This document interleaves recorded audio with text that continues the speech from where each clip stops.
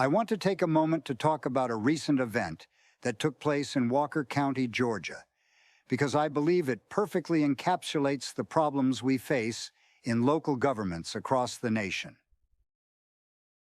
Last week, at the Walker County Board of Commissioners meeting, one of Walker County's finest ventured forth to the podium during the public comments.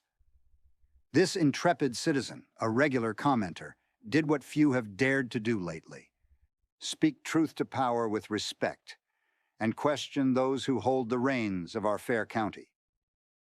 He criticized several spending decisions, including the recent hefty expenditure on the walking track at the Civic Center. After his time was up, he urged the commissioners to vote down the measure, insisting there were far better ways to spend the funds. Later, when the board discussed the issue, District 2 Commissioner Mark Askew attempted to justify his support for the project by claiming that many people use the walking track. Watch. I would say, Mr. Gary, I appreciate your due diligence and your hard work. I am, that is in my district. I'm there quite often in that area, and I do see a lot of usage. It has been for many, many years. I appreciate your concerns with spending that, $60,000 of taxpayer money on a trail. However, this is existing, and it's something that it is a lot of the seniors that do use it there. So I just wanted to acknowledge, I appreciate your concerns and the work that you've done on it. But I personally feel that that there is a need to keep it in place for the people that do use it. We just redid the playground up there with an all-inclusive for handicapped children and children with special needs and all that. So to give get a surface down that would be more safe and that would last us, and it wouldn't be something we're constantly spending taxpayer money on, I think might be a good call on this one. But just wanted to reply to your comment. Thank you for your. Can I respond? Sure you can.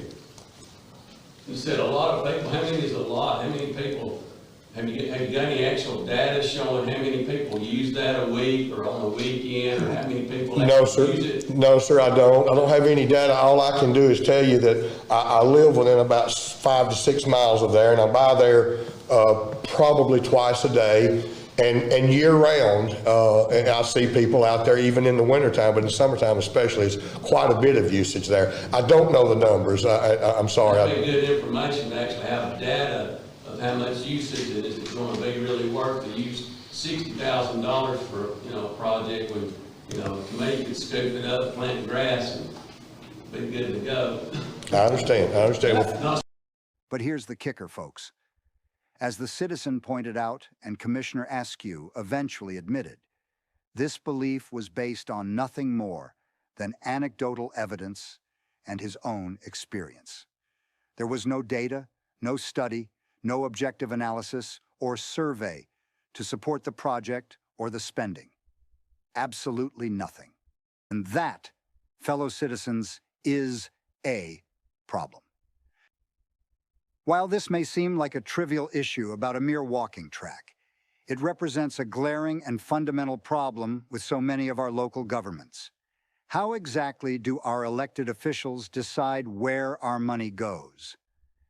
Without objective data or evidence to guide decisions, elected officials often rely on terrible reasoning in their decision-making, such as catering to the loudest voices, invoking the almighty justification that we must do it for the children, or the ever-popular justification of an unseen public that supposedly expects this or that from the government.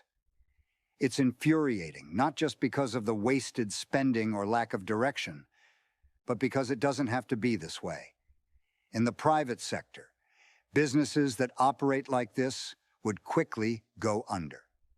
The free market's incentive structure keeps companies from making such irrational decisions as their customers ultimately determine their success or failure.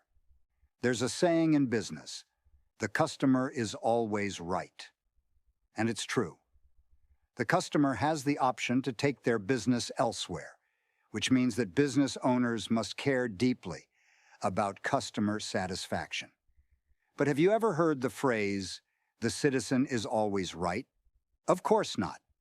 Not only is the citizen forced to deal exclusively with the government, unable to seek services elsewhere, but their level of satisfaction with government services is rarely, if ever, taken into account. It's not hard to find this flawed decision-making process at work. It's ubiquitous and can be found in history and real time. We're all too familiar with the monstrous leviathan that our federal government has become since the New Deal, and with the incomprehensible national debt that now looms over the country's future. Lost in that debate is what it overshadows: the fact that city and county governments, and especially local school districts, have jumped aboard the statist big spending train as well, and it's full steam ahead. Just take a look at Walker County. Look at how revenues and spending have soared. This trend is mirrored everywhere. But since 1984, the Walker County government has increased taxes and spending far in excess of the growth of the population or local economy. Having said that, it is also clear that the soaring trend was reversed in 2017 by then Sole Commissioner Shannon Whitfield. It must also be said that the massive debt accumulated over the previous period is set to be entirely paid off nearly a decade early. That is not an easy thing to do, especially in the face of a steadily increasing drumbeat of criticisms over the years, including many from me. While the Walker County government's descent into financial ruin was arrested, the same is not true of the other big government in town. The most recent audit of the Walker County School District revealed an unfunded pension liability for local taxpayers of $186 million. That's right, nearly $200 million that you, the taxpayers, are on the hook for. I am convinced that the same unrestrained decision-making process, one lacking a foundation in objective facts, evaluations, and careful analysis, that was put forward to justify a local walking track, is often at play as a driving force behind the explosive growth of local governments over the past few decades. So, what can the citizens of Walker County do? For starters, they should demand that their local government conduct an annual survey to gauge citizen satisfaction or dissatisfaction with the various government operations, programs, and departments. And this survey must be conducted in a scientific, rigorous manner to ensure its credibility. But let me be clear, this data alone is not enough.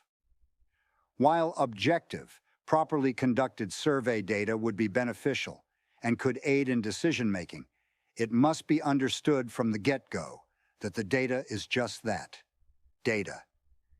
It's not evidence of failure or success to be touted or undermined by whoever happens to be in or out of elected office. The people of Walker County, and indeed citizens across the nation, must demand more from their local governments. We must insist on objective data and analysis to guide spending decisions, rather than relying on anecdotes and vague notions of public demand. Only then can we ensure that our hard-earned tax dollars are being spent wisely and efficiently. It's time for us to stand up, speak out, and hold our elected officials accountable. The future of our communities depends on it.